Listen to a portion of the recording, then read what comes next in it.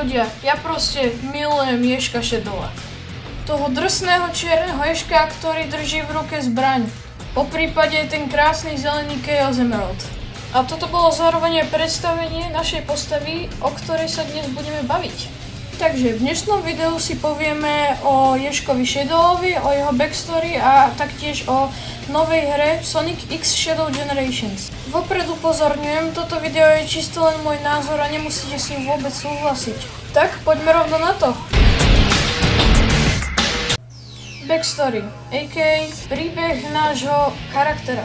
Pred 50 rokmi na vesmírnej stanici Space Colony Ark génius profesor Gerald Robotnik vytvoril ultimátnu životnú formu, a.k.a. Ježko Shadow. Shadow vyrastal s Geraldovou vnúčkou Máriou.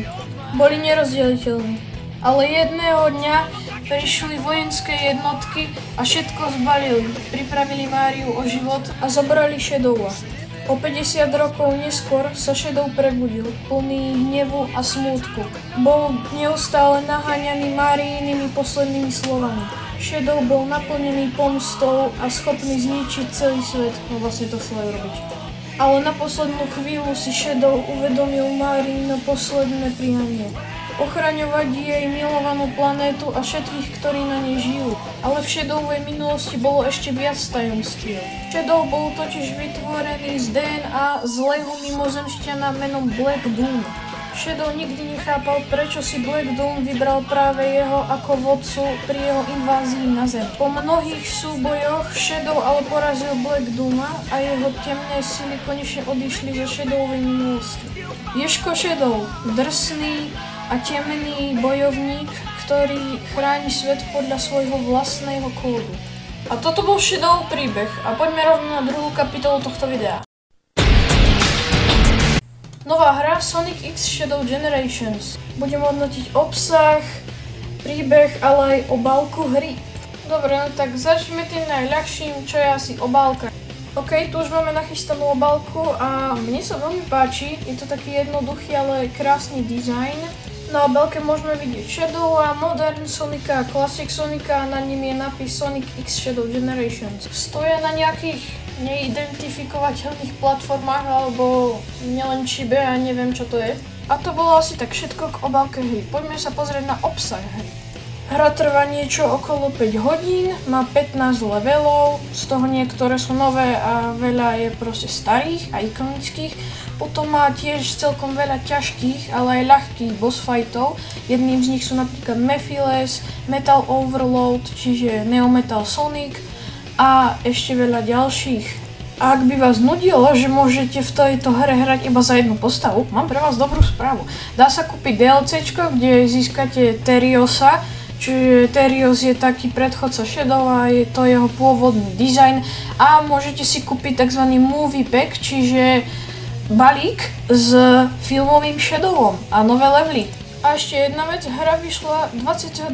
októbra 2024. No dobre, toto bol obsah hry a teraz sa poďme pozrieť na príbeh tejto tajúplnej hry.